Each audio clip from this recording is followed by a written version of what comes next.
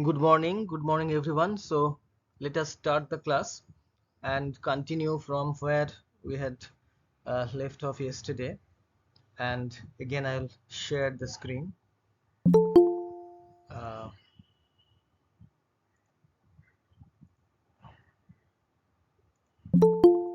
so this is our text.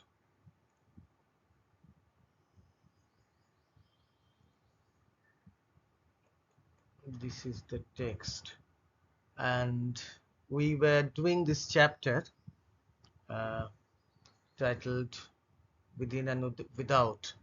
So there is this description of how Tagore used to look at the outside world from his room, from the window, and he compares himself to this caged bird, which looks at the outside world and is afraid to go outside. And there is this poem which he had written uh, when he had grown up. And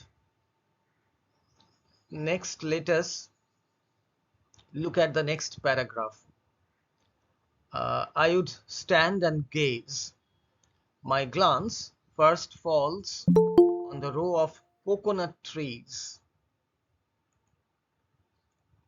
on the row of coconut trees on the farther edge of our inner garden. Through these are seen the Singh's garden with its cluster of huts and tank, and on the edge of the tank, the dairy of our milk woman, Tara. So there was this garden which belonged to these people called Singhi, and there was a pond there also, and some huts. Still farther on, mixed up with the treetops, various shapes and different heights of the terraced roofs of Calcutta, flashing back the blazing whiteness of the midday sun, stretch right away into the grayish blue of the eastern horizon. So the scene during after 12 p.m. when the poet used to go up and look at the scene from there, and of course he could see uh, the sky, the grayish blue color of the eastern sky. And some of these far distant dwellings, from which stand forth their roofed stairways leading up to the terrace, look as if with uplifted finger and a wink they are hinting to me of the mysteries of their interiors. So to the uh, poet, it appeared, the outside world appeared mysterious, and as if they were uh, asking him to explore their interiors. Like the beggar at the palace door who imagines impossible treasures to be held in the strong rooms closed to him, I can hardly tell of the wealth of play and freedom which these unknown dwellings seem to me crowded with. So, a beggar who stands at the palace door obviously has no idea what is inside, and he can only imagine. Uh, Likewise, the poet during this time, he was thinking about, or he was imagining what was in store for him outside the outside world. From the farthest depth of the sky, full of burning sunshine, overhead, the thin, shrill cry of a kite reaches my ear.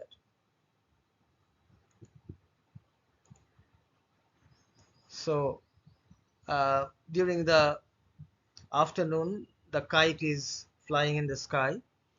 And from the lane adjoining Singh's garden comes up, past the houses, silent in their noonday slumber, the sing-song of the bangle seller, chai churi chai, and my whole being would fly away from the workaday world.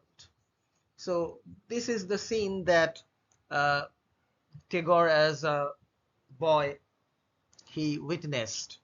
So during the afternoons, it was the peddlers, the bangle sellers.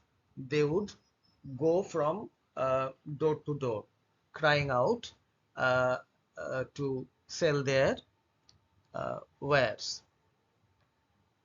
So as you can see here, the picture of the outside world in these few paragraphs, we can see how it is contrasted with the inside of the house, how he was confined in the house, as they did not have permission to go everywhere in the house, and he had to be content with looking at the outside world. Now, Tagore will be talking about his father, that is Debendranath Tagore. My father hardly ever stayed at home. He was constantly roaming about. His rooms on the third story used to remain shut up. I would pass my hands through the Venetian shutters, and thus opening the latch, get the door open, and spend the afternoon lying motionless on his sofa at the south end. So, Debendranath Tagore's room was on the third floor, and since he used to uh, go on pilgrimages, he did not stay at home, and therefore the room was vacant, and the poet would go there in the afternoons, and he would open the door by passing his hand through the Venetian shutters, and he would just lie on the sofa. First of all, it was a room always closed, and then there was the stolen entry. This gave it a deep flavor of mystery. Further, the broad empty expanse of terrace to the south, glowing in the rays of the sun, would set me daydreaming. So, since it was always closed, there was a kind of mystery associated with this room. And uh, Tagore used to go there stealthily without being seen by anyone. So this mystery, this sense of mystery was doubled, and he could see the terrace, which was, of course, during the afternoon, it was full of sunlight, and he would start to dream about different things. His young mind would be engaged in kind of a daydreaming uh, kind of thing. There was yet another attraction. The waterworks had just been started in Calcutta, and in the first exuberance of its triumphant entry, it did not stint even the Indian quarters of their supply.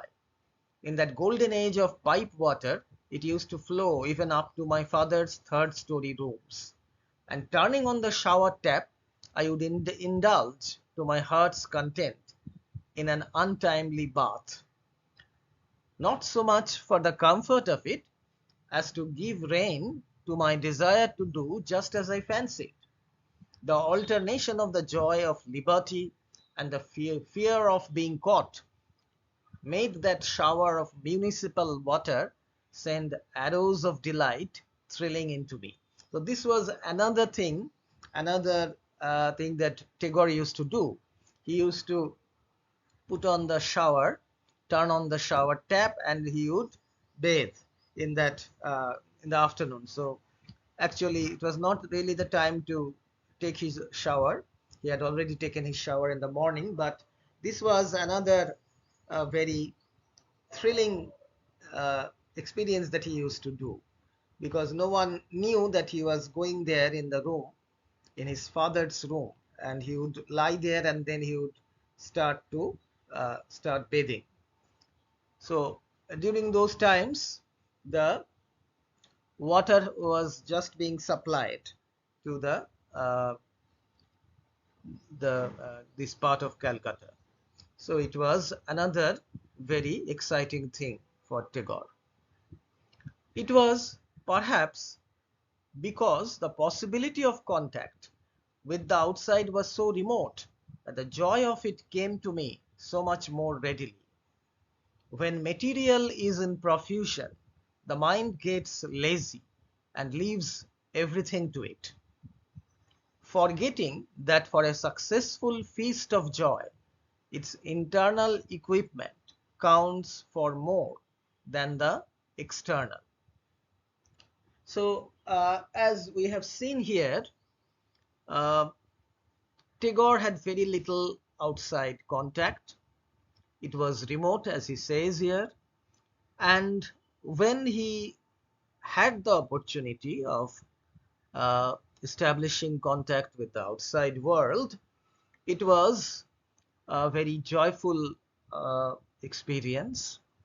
And he is saying that uh, if anyone gets something in profusion, in large numbers, then one would not be, the mind would get lazy.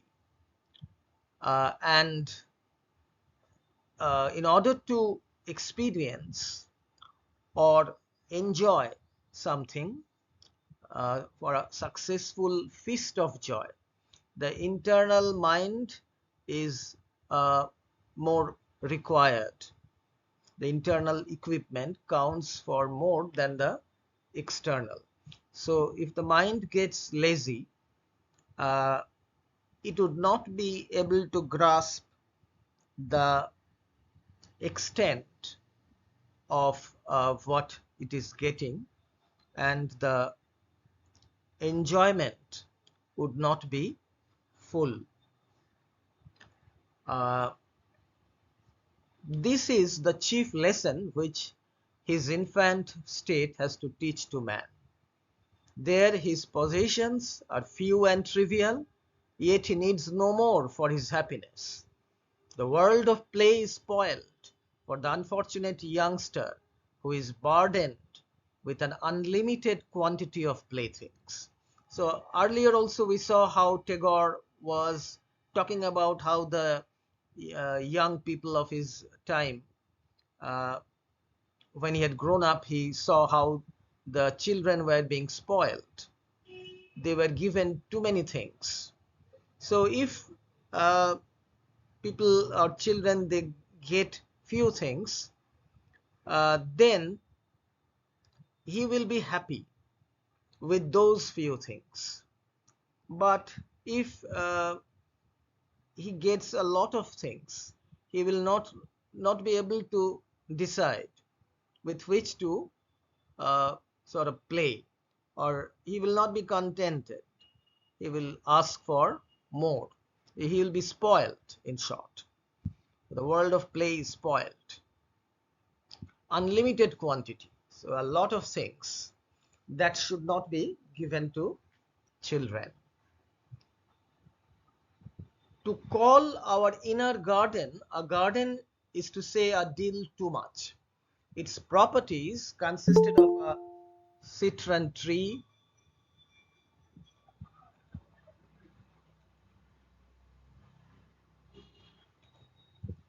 a couple of plum trees of different varieties, and a row of coconut trees. So this was the garden where these trees were there. In the center was a paved circle, the cracks of which various grasses and weeds had invaded, and planted in them their victorious standards.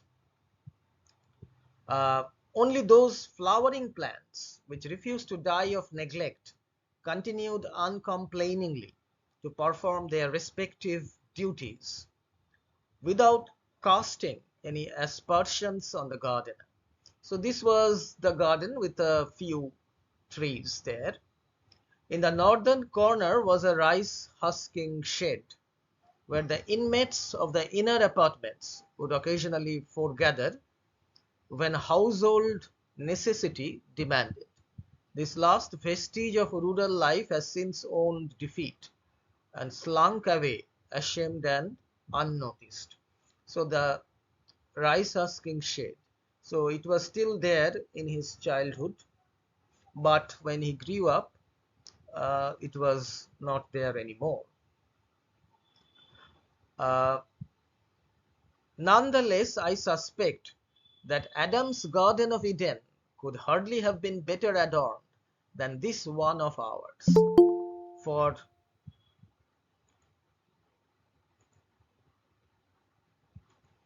for he and his paradise were alike naked. They needed not to be furnished with material things. So Tagore here says, though of course in their garden there were not many trees, still he thought that it was better than the Garden of Eden. It is only since his tasting of the fruit of the tree of knowledge until he can fully digest it that man's need for external furniture and embellishment persistently grows. So one's need for decoration, embellishment, that came later. Our inner garden was my paradise. It was enough for me.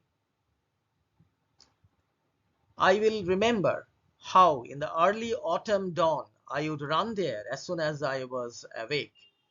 A scent of dewy grass and foliage would rush to meet me, and the morning with its cool, fresh sunlight would peep out at me over the top of the eastern garden wall from below the trembling tassels of the coconut palms. So he was fond of this garden, and he would spend his time during the autumn season. Uh, he would run to the garden on waking up in the early morning, and it was a really very kind of experience which he cherished.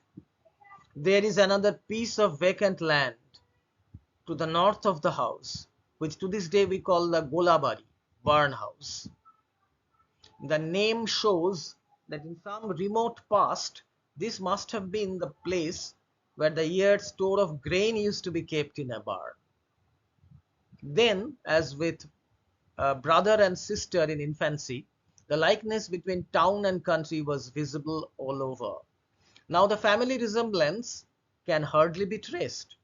This Golabari would be my holiday haunt if I got the chance. So he was actually, so he's describing this place called the Golabari. Uh, it would hardly be correct to say that I went there to play. It was the place, not play, which drew me. Why this was so is difficult to tell. Perhaps its being a deserted bit of wasteland lying in an out of the way corner gave it its charm for me. It was entirely outside the living quarters and bore no stamp of usefulness. So it was a kind of a neglected area. Moreover, it was as unadorned as it was useless, for no one had ever planted anything there. It was doubtless for these reasons that this desert spot offered no resistance to the free play of the boy's imagination. Whenever I got in a loophole to evade the vigilance of my warders and could contrive to reach the Golabari, I felt I had a holiday indeed. So the young Tagore would always try to go there and escaping the vigilance of his warders. That is the servants who were assigned to look after them. And he really enjoyed roaming around that place. And that was a kind of a deserted place. There was, so this is another paragraph where the this Golabari is described and the kind of attraction it held for the young Tagore. There was yet another place in our house which I have even yet not succeeded in finding out. A little girl, playmate of my own age, called this the King's Palace. I have just been there, she would sometimes tell me. But somehow the propitious moment never turned up when she could take me along with her. So there was a little girl who used to play with the boy Tagore, and she actually, perhaps in her imagination, she had created a kind of a place which she called the King's Palace, the Rajar Bari, like that. So, and she would inform Tagore that I have been to this place just now. I was there, but she would not be able to take Tagore there. That was a wonderful place, and its playthings were as wonderful as the games that were played there. It seemed to me it must be somewhere very near, perhaps in the first or second story. The only thing was one never seemed to be able to get there. So that was the problem. The exact location of the place was not known. How often have I asked my companion, only tell me, is it really inside the house or outside? And she would always reply, no, no, it's in this very house. So she would say, yes, it is inside this house. I would sit and wonder, where then can it be? Don't I know all the rooms of the house? Who the king might be, I never cared to inquire. Where his palace is still remains undiscovered. This much was clear: the king's palace was within our house. So, so this little girl would always say that it was inside their house, but where it was located, she would not be able to tell. Looking back on childhood's days, the thing that recurs most often is the mystery which used to fill both life and world. Something undreamt of was lurking everywhere, and the uppermost question every day was, when, oh, when would we come across it? It was as if nature held something in her closed hands and was smilingly asking us, what do you think I have? What was impossible for her to have was the thing we had no idea of. So always, as it happens with every child, the sense of mystery, that is the foremost feeling that the child feels, and the mystery that is associated with life and the surroundings in which the child grows up.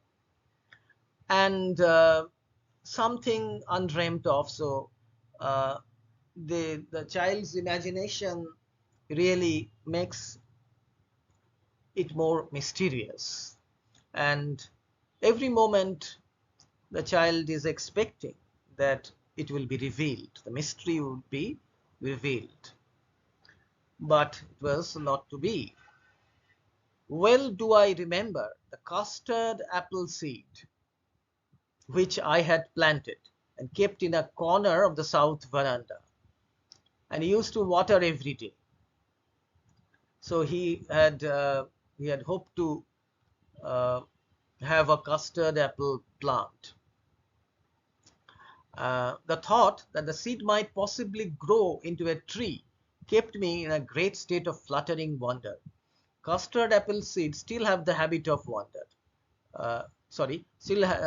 have the habit of sprouting, but no longer to the accompaniment of that feeling of wonder. So obviously, to a child, the fact that the seed would sprout into a sapling and then it would slowly start growing and become a big tree in the course of time, that itself, it had a kind of a sense of wonder associated with it. Tagore is saying that nowadays, when he is a grown up now, obviously the same thing happens. Custard apple seeds still have the habit of sprouting, but Tagore does not feel that kind of wonder when it uh, sprouts. The fault is not in the custard apple, but in the mind. We had once stolen some rocks from an elder cousin's rockery and started a little rockery of our own. So some rocks were stolen by the boys, and a little rockery, kind of a building made of rocks, that was raised. The plants which we sowed in its interstices were cared for so excessively that it was only because of their vegetable nature that they managed to put up with it till their untimely death.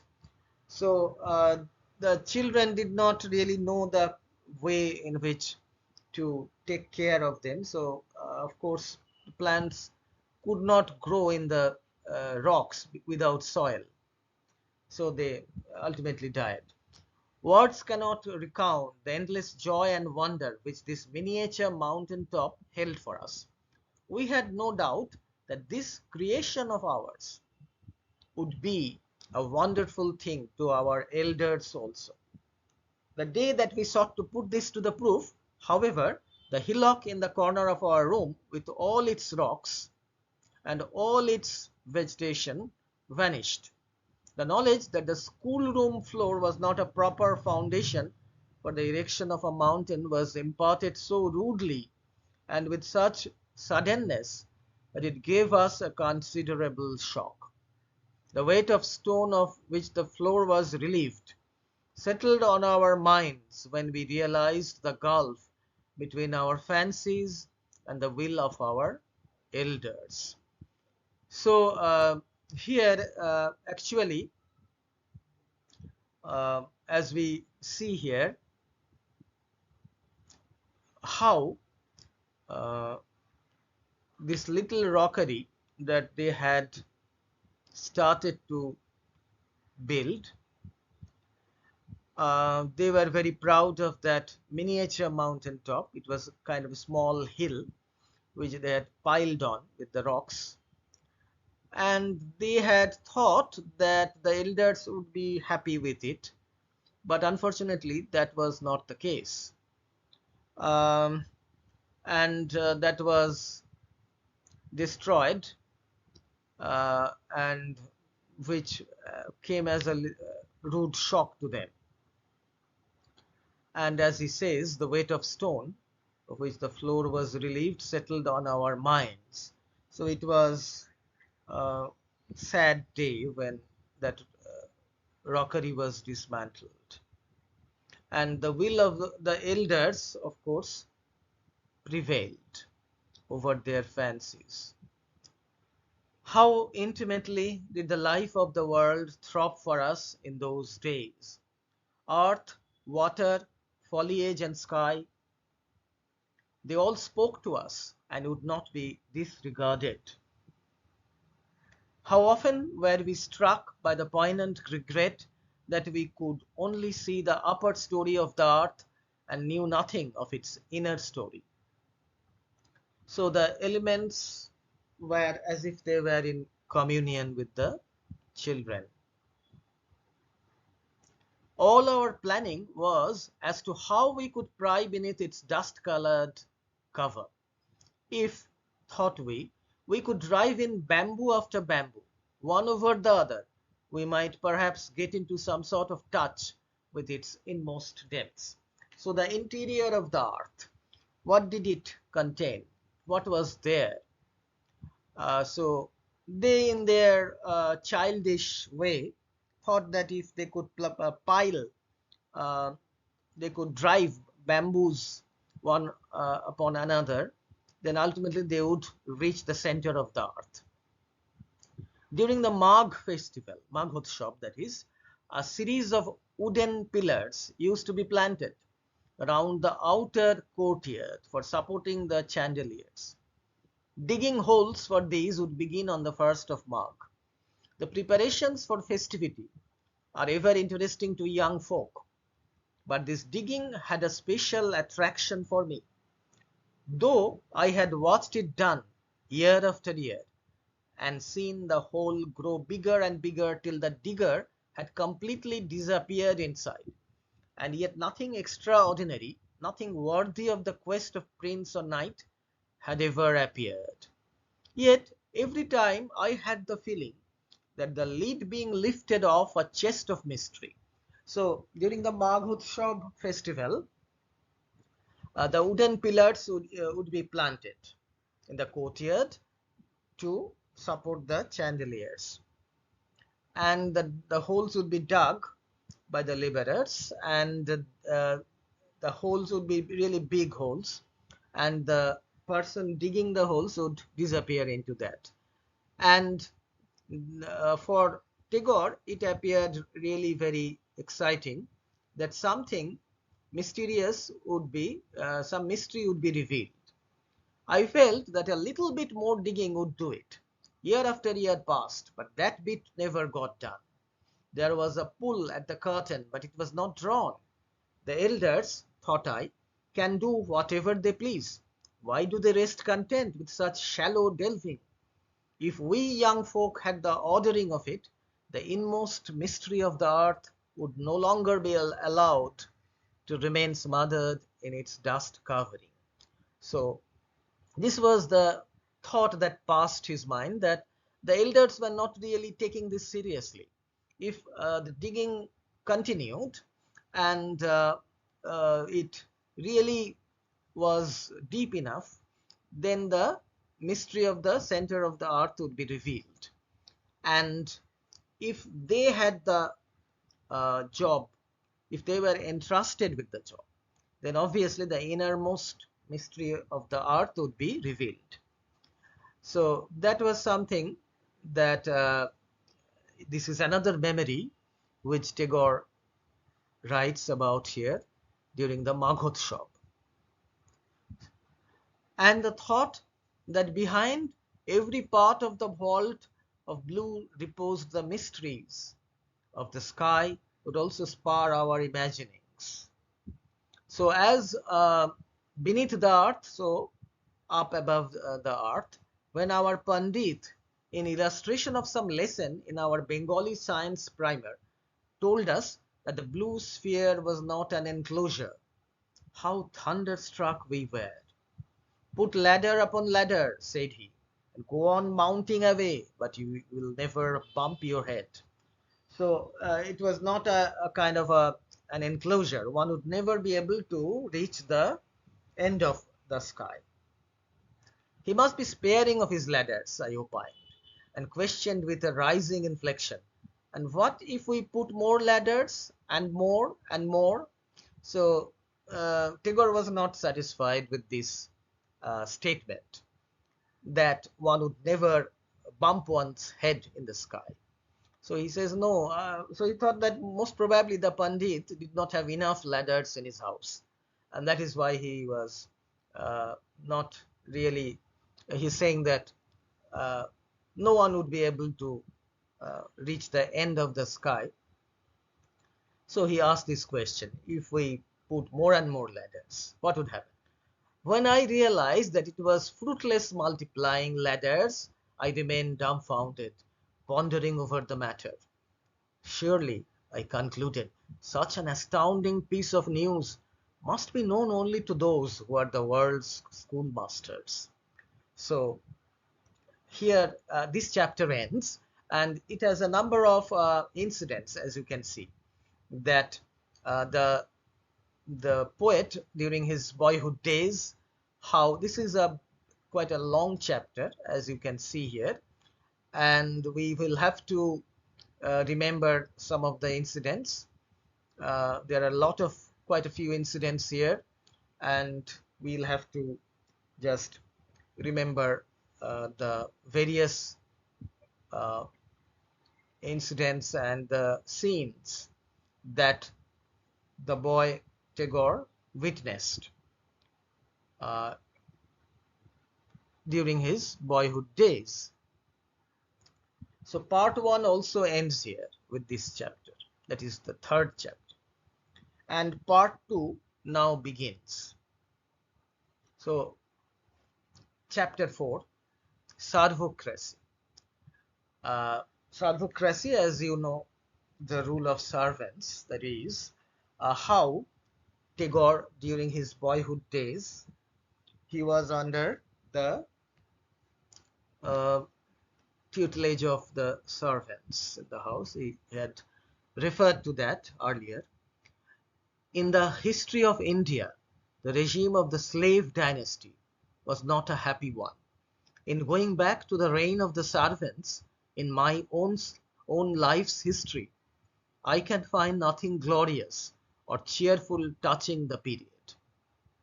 There were frequent changes of king, but never a variation in the code of restraints and punishments with which we were afflicted. So, Tagore is saying that the slave dynasty which was in power in India at one point of time during the uh, medieval period, it was not a very happy state, but he finds his own boyhood days to be controlled by these servants, and almost the nothing to be happy about. Uh, and they were often punished, and a number of restrictions were imposed on their movement, as we have seen. We, however, had no opportunity at the time for philosophizing on the subject. Our backs bore as best they could the blows which befell them. So they were frequently beaten up, and we accepted as one of the laws of the universe that it is for the big to hurt and for the small to be hurt. It has taken me a long time to learn the opposite truth, that it is the big who suffer and the small who cause suffering. So, in during his boyhood days, he was growing up, and the other boys also. They were under the rule of the servants, and the servants were not at all kind-hearted. They were really cruel, so to speak, because they often uh, beat these boys, and they had to suffer. And somehow or the other, Tagore accepted this, that, well, since they are more powerful and bigger, they would inflict punishment on them. But the opposite thing, the fact that the big might suffer at the hands of the small, and he is here referring to the, of course, the British rule, indirectly, that a small country like England would rule so many millions of Indians, and the Indians would have to suffer. So he did not know that that could happen also. The quarry does not view virtue and vice from the standpoint of the hunter. That is why the alert bird, whose cry warns its fellows before the shot has sped, gets abused as vicious. So one who suffers will not, the victim, the quarry that is, not really ponder upon the virtue or vice of the hunter. We howled when we were beaten, which our chastisers did not consider good manners. It was in fact counted sedition against the servocracy. I cannot forget how, in order effectively to suppress such sedition, our heads used to be crammed into the huge water jars then in use. Distasteful, doubtless, was this outcry to those who caused it. Moreover, it was likely to have unpleasant consequences. So obviously, as we see here, when the boys were beaten up, they started to cry loudly. And the servants, they did not want their cries to be heard by the elders of the house. Of course, they did not want to be punished themselves by the elders. And what they did, they caught hold of the heads of these boys and put them inside the big jars of water. So obviously that was another kind of punishment. If they howled, if they shouted when they were being beaten up, they would be almost suffocated like that.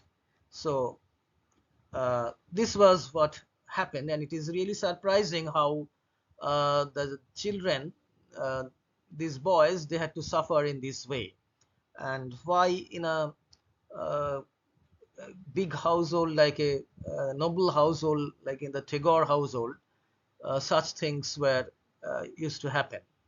That is really a mystery. I now sometimes wonder why such cruel treatment was meted out to us by the servants.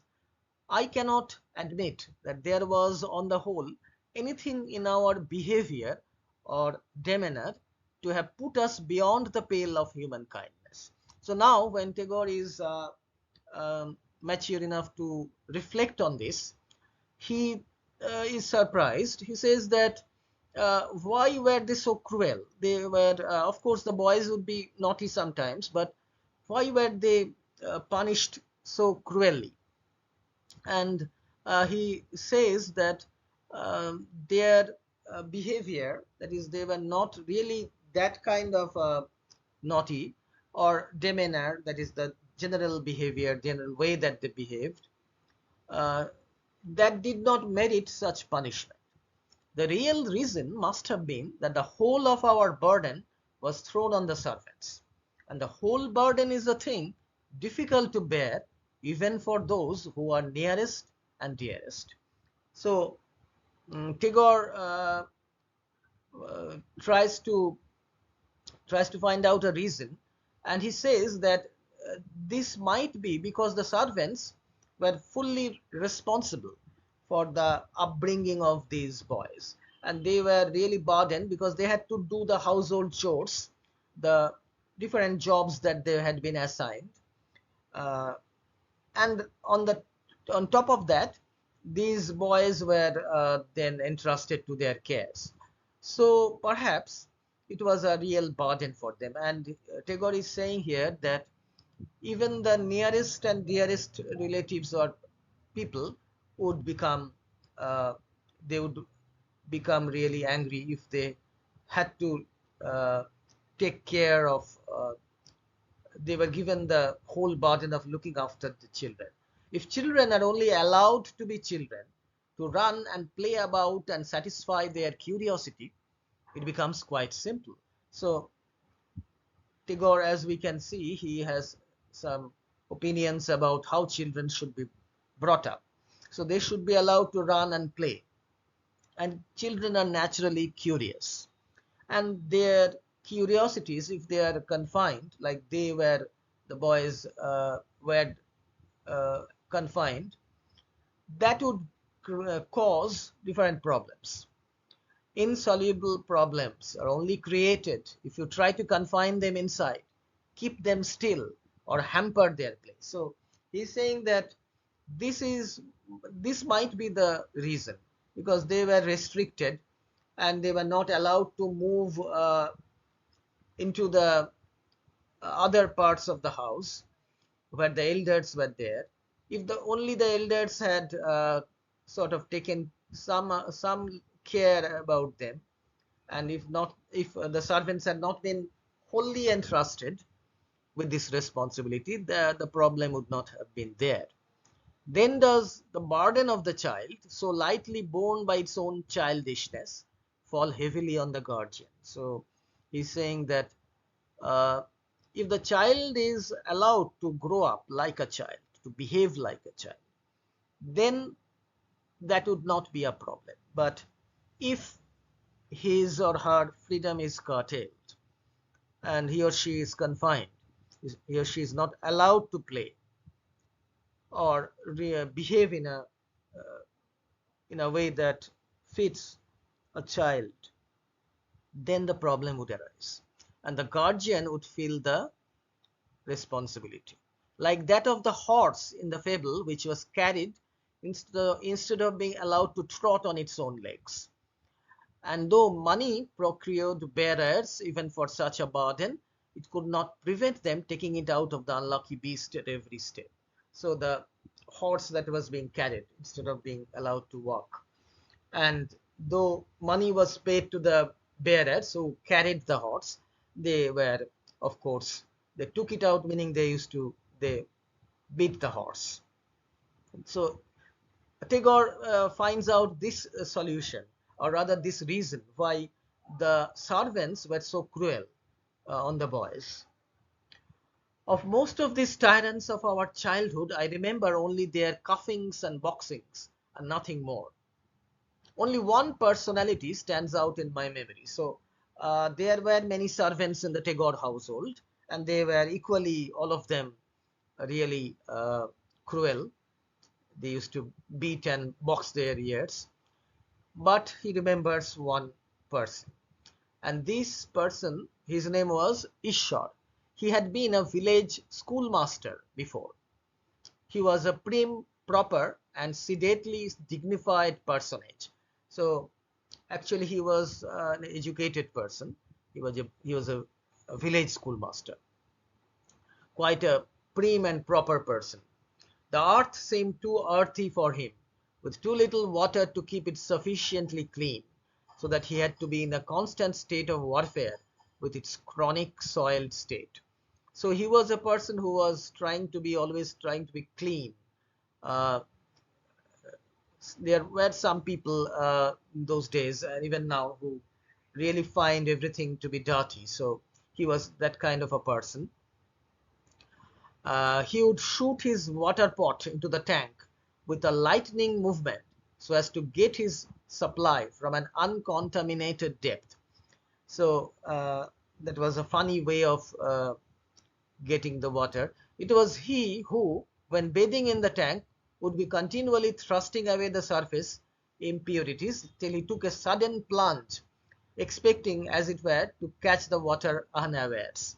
So you will remember in the previous chapter how Tagore used to watch the different people who used to come and bathe in the tank, and there would be this person. Actually, he was Ishwar, who used to bathe in this way.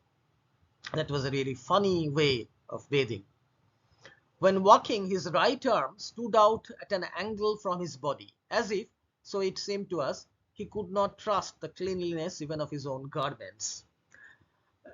He had a peculiar way of walking. His whole bearing had the appearance of an effort to keep clear of the imperfections, which, through unguarded avenues, find entrance into earth, water, and air, and into the ways of men.